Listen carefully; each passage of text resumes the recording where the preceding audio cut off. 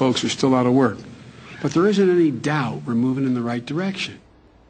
Welcome to the Journal Editorial Report. I'm Paul Gigot. That was Vice President Joe Biden this week putting a decidedly happy spin on what he previously called the summer of recovery and insisting that the economy is moving in the right direction. But it's proving to be a tough sell.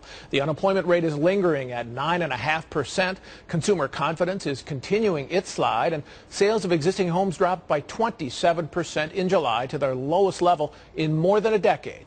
Joining the panel this week, Wall Street Journal columnist Mary Anastasia O'Grady, assistant editorial page editor James Freeman, and senior economics writer Steve Moore. So, Steve, on Friday, the second quarter growth numbers revised downward from 2.4% to 1.6%.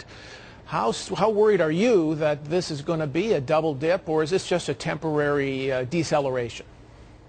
Well, Paul, I'm very worried about it. And by the way, I have to say in response to what Joe Biden said, I don't think too many Democrats are going to want Joe Biden in their district come this campaign season. I mean, this is a guy who just yesterday was saying that, the big triumph of the stimulus plan was that they've weatherized 200,000 homes. That's not exactly bringing unemployment down. I'm very worried, Paul, and I think the central problem is, even if you believe in this idea of a Keynesian stimulus with that $1 trillion or so we spent over the last year and a half, what happens when the money runs out? And the money is running out. There is no second act from this administration. There's no plan B as the economy decelerates now. Well, what's the cause, Mary? What do you think is the problem right now? We threw all this monetary stimulus through low interest rates, all this fiscal stimulus, all these special programs, tax credits and whatnot, and we're still kind of stumbling along. Well, what's the problem? Yeah, I think that is the problem. You mean the government stimulus and all of that is the problem? No, I think the fact that the government has thrown all these things at the wall,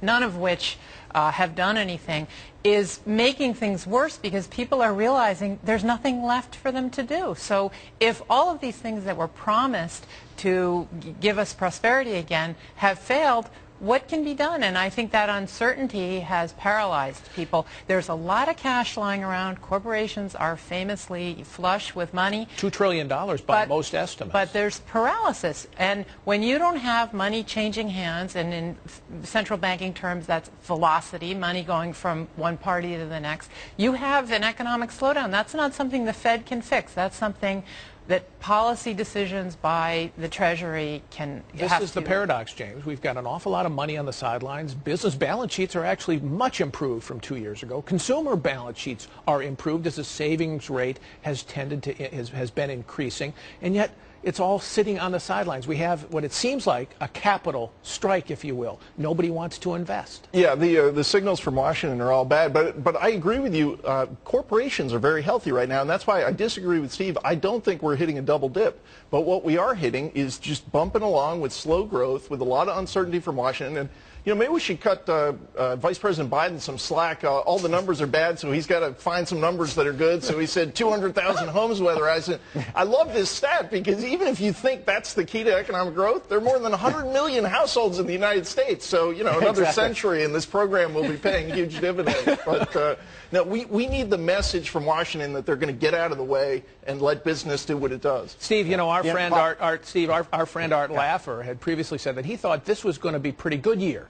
And that 2011 would be the bad year once taxes rise. So what is the cause of this? Why are we seeing this downswing 9 months earlier than the tax increase? Well, the one thing I disagreed with my good friend Art Laffer about is that I thought there would be a more of an anticipation of those tax increases coming, and that businesses would start to, decelerate their economic activity right away. And I think that's a bit what's happening. Here's an interesting statistic, though, Paul. You mentioned the GDP number was revised for the second quarter down less than 2%. An amazing statistic is that in the first year of the Reagan expansion, which was in 1983, the economy grew by almost 8%, almost 4 times faster than the economy is growing right now. And so in response to what you asked Mary, what can we do? Mary's right. They've tried everything out of the liberal playbook. The one thing they will not try is tax rate reductions, which has worked so many times in the past. Well, Mary, does the White House really believe what Joe Biden is saying? Or are they, I mean, they're just trying to put the happy face on it? Or do you think that privately they're worried? Clearly, they're in a corner. I mean, they have to decide between saying, you know what, we're really wrong, and we should Politicians don't like to say that, especially 2 months before an election. Get them reelected. They need to extend the Bush tax cuts. They need to repeal Obamacare. They need to lift a lot of the regulatory burden from the financial sector. These are all things that have been their platform for, the last 2 years. So it's kind of tough for them to say, oops, we're backtracking on all of that. That's the corner they're in. John Boehner, the Republican House leader, said this week, and got a lot of headlines for it, that Tim Geithner, the Treasury Secretary, and White House advisor, economics counselor Larry Summers should resign, or the president should ask for their resignations. Are those two guys the problem?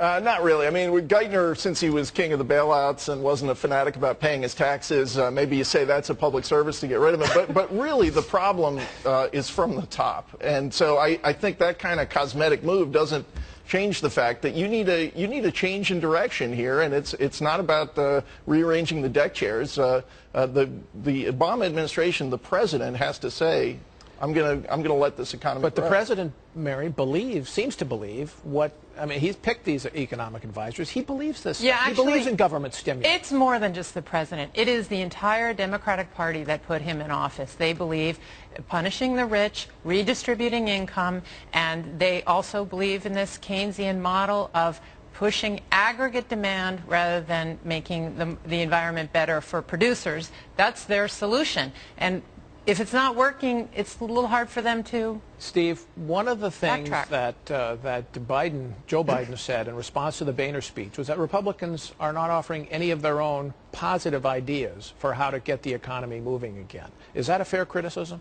Maybe a little bit, Paul, but when your opponent is shooting themselves in the belly, you just stand out of the way and let them do that. But you have some superstars in the Republican Party, like our friend Paul Ryan, who I think does have a great roadmap for economic recovery. And on this issue of the leadership in the White House, I have to say this. I do think it's really important that President Obama brings someone into this White House who knows how to run things, because I think there's a real issue of just core competence. You saw how they dealt with the oil spill, and I think bringing in a Fred Smith at Federal Express or someone like that who has business experience, knows how to run things, would really help straighten things out over there.